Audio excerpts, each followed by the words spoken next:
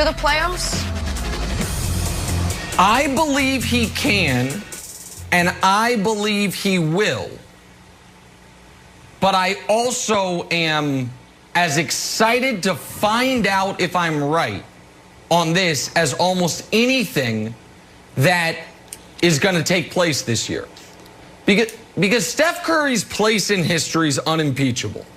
Broussard, I just did, and I haven't released it yet, but my 50 best players of the last 50 years, I spent way too much time on it over the last 9 months. And Steph Curry came in 13th, right behind Kevin Durant, Dr. J, Moses Malone. Like that, we are talking about the greats in the history of the game. Guys nowhere near Steph Curry on the pyramid. Allen Iverson, Russell Westbrook, James Harden's relatively close, but he's not 13th. All of those guys showed you that they could take a mediocre to bad supporting cast and will them to 45 to 50 wins and a playoff berth. We don't know if Steph can do that. I think he can do that. And Broussard, we know that if you put Westbrook on Steph's Warriors in 2015, they would have been way worse. We know that. But is it possible that if you put Steph on Russ's Thunder in 2017, switched him out, that the Thunder would have been worse? That that he is the perfect player for a good team to make it an all-time team. But if you put him on a bad team or a mediocre team, that he can't do what a guy like Allen Iverson, who's an inferior player to him, could do. I want to find out. So I believe he can, but to me it's a question mark, and we haven't seen him do it before. Last year he broke his hand, so we didn't get the opportunity. So to me, that is a super interesting storyline of this season, Broussard.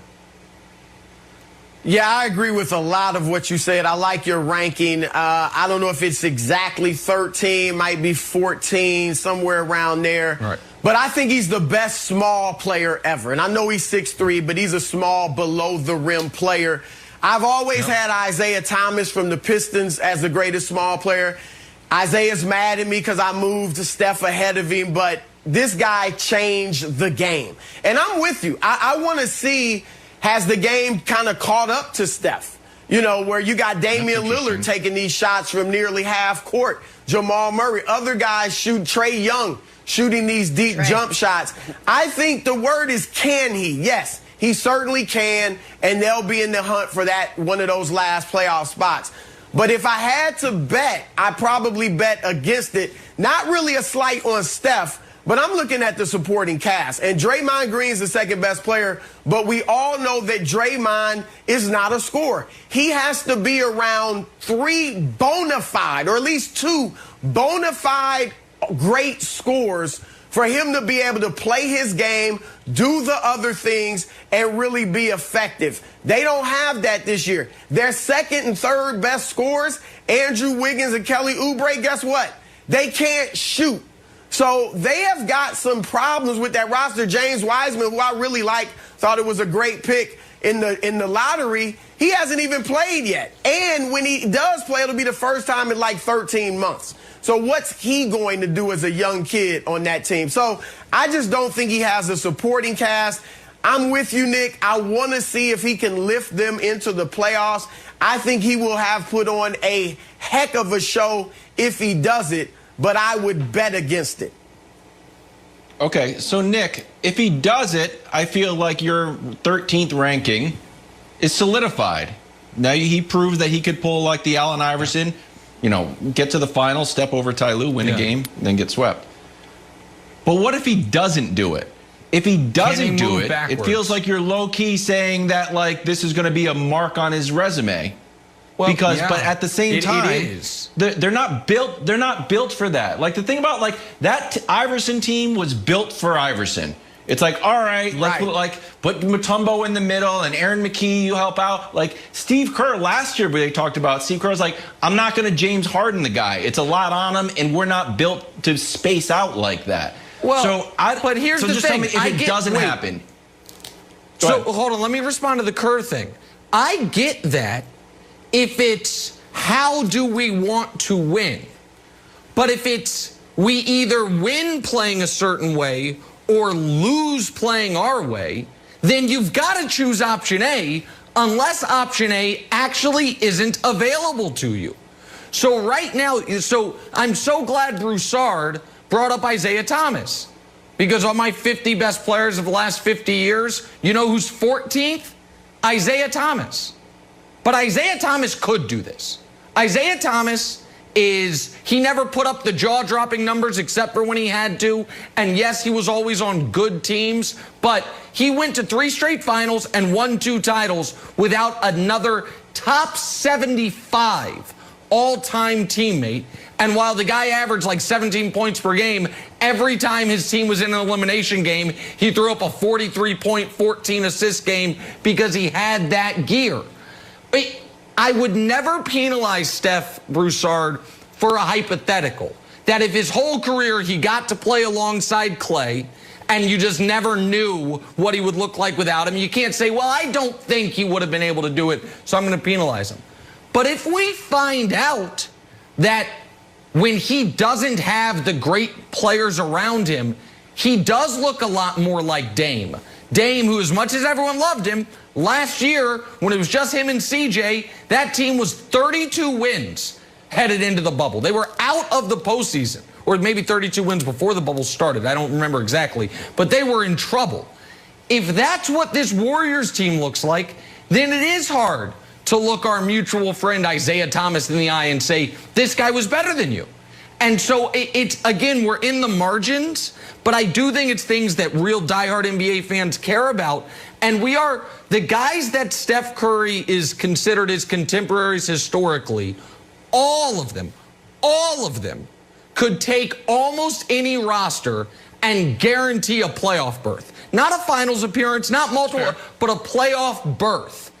And if this year Steph can't take this roster and get it above the Pelicans, I do think that makes you, Broussard, reconsider a touch where he is historically. Again, and we're not saying, oh, he's out of the list now, but I do think when we're talking about these types of things, this is a piece of information that's not yet part of the puzzle. It is interesting. I think we have to remember, too, Allen Iverson, but for the year they went to the finals, they had some bad seasons in Philadelphia with Allen Iverson. They had years where they went out early in the playoffs. I mean, he didn't have much playoff success at all, except for the one year that Larry Brown dragged that team to the finals. That was a good team, but they were built around Iverson. Broussard, before you finish your point, just quickly before you finish your point and then go on. Yep. But they were making the playoffs, and Iverson, I don't have it in front of me. In the East. Iverson's also like 42 on the list. Like, you know what I mean? He's not Steph Curry. He's not. We're not talking about him in those terms. So, but go ahead and finish your point. I would agree with you that this is an interesting year, and it is hard to say if he can't get them to the playoffs.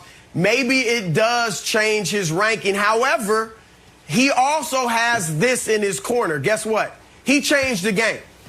How many guys in NBA history can we say literally changed the game of basketball?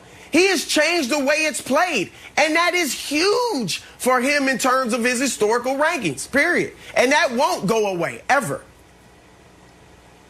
All right, so I want to just dig into, Nick, to Steve Kerr's take that he's not going to James Harden him.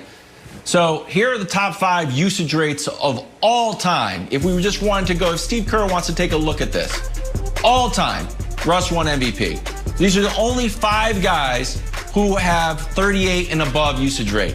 But there's one other guy, if we open up the aperture just a little bit, the last time we saw Steph really cook, boom, same as Jordan. So if Steve Kerr says, you know what, Steph, we need Davidson Steph, new nickname, Davidson Steph to come out. Wait, was that when he was at Davidson?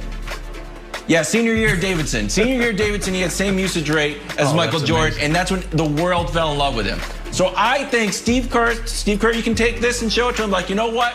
Cook a few games for us. Free Just advice. cook. Do your thing. Be Davidson, Steph, and go. And because not only would it give us the best chance to win, I was watching First Things First, and I got to keep you at number 13 on Nick Wright's list. So I think it's a double win. And by for the